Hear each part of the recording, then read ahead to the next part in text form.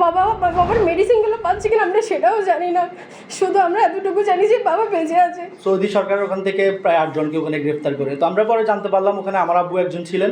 ওনাদেরকে মুক্ত করে ওনাদের নিজ নিজ কর্মস্থানে ওদেরকে আবার ফাটিয়ে দেওয়া হোক। আগস্ট মাসের 16 তারিখে আবহাতে আমার আব্বুরা ওখানে একটা আপনার দোয়া মাহফিল করে। সেই দোয়া মাহফিলের আপনার প্রায় কার্যক্রম শেষের দিকে সৌদি সরকার ওখান থেকে প্রায় 8 জনকে ওখানে গ্রেফতার করে। তো আমরা পরে জানতে পারলাম ওখানে আমার আব্বু একজন ছিলেন। আমরা অনেকদিন পরে কন্ট্যাক্ট করার পরেও কোনো খোঁজ খবর পাই নাই। পরে ওনাদের আব্বুর ওখানে যেই দোকানগুলো ছিল সেখানে কর্মরত কর্মচারীদের মধ্যে জানতে পারছি যে ওখানে আব্বু আটক আছেন।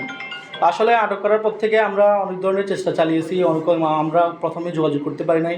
পরে বিভিন্ন আঙ্কেলরা ছিল, ওদের থেকে ইনফরমেশন পাইছি যে আব্বুদেরকে অনেকদিন ধরে আটকে রাখা হয়েছে। এরপরে এখন আমরা যেটা শুনতেছি ওনাদেরকে একবারে পাঠিয়ে দেওয়া হবে। 5-স্টার রেটিং প্রাপ্ত বিএলডিসি টেকনোলজির Walton super saver ceiling fan 65% পর্যন্ত বিদ্যুৎ বিল সাশ্রয় করে আপনাকে রাখে প্রশান্তিতে। ওয়ালটন ফ্যান হাওয়া বদলে দেয়। এটা হচ্ছে আমার আব্বুর ওখানে পেট্রোল পাম্প, যেটা এখনও চালু অবস্থায় আছে। বাট আব্বু ওখানে আপনার গ্রেফতার হওয়ার পর থেকে এটার কার্যক্রম আপাতত বন্ধ আছে। এটা হচ্ছে সুপার শপের ছবি। এখানে প্রায় 30 থেকে 40 জন বাংলাদেশি ওখানে কর্মরত অবস্থা আছেন, যাদের প্রত্যেকটা ফ্যামিলি এখনও অনিশ্চয়তার মধ্যে আছে। কারণ এটা যদি ওখানে বন্ধ হয়ে যায় তাহলে আমাদের আলটিমেটলি সবাইকে ওখান থেকে চলে আসতে হবে। আমার হাজব্যান্ড ওখানে 22 বছর ধরে আছে, তার 5টা প্রতিষ্ঠান আছে ওখানে, সুপার মার্কেট।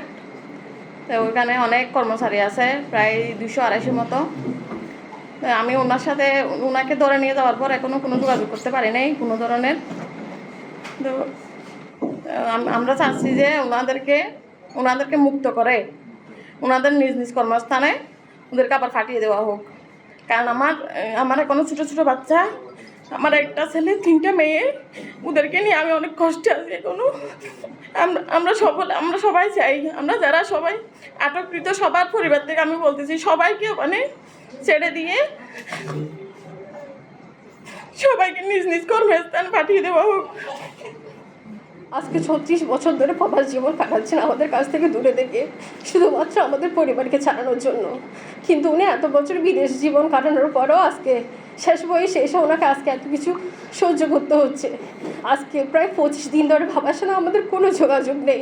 আমরা এটাও জানি না বাবা কেমন আছে, কীভাবে আছে, বাবা ওখানে কী খাচ্ছে। বাবা আবার অসুস্থ। লাস্ট 2 বছর আগে বাবা 2বার স্ট্রোক করে, বাবার হেলথ কন্ডিশন অনেক খারাপ। আমরা এগুলো জানি, কিন্তু ওখানে বাবার মেডিসিনগুলো পাচ্ছি কিনা আমরা সেটাও জানি না, শুধু আমরা এতটুকু জানি যে বাবা বেঁচে আছে, কিন্তু আমাদের সাথে কোনো যোগাযোগ নেই। তাই আমরা আমাদের এই অন্তর্বর্তীকালীন সরকার প্রধান উপদেষ্টা ডক্টর মোহাম্মদ ইউনূস স্যারের কাছে অকুল আবেদন থাকবে। উনি তো আমাদের চট্টগ্রামেরই মানুষ, উনি তো আমাদেরকে দেখবে, উনি না দেখলে আমাদের কে দেখবে আর।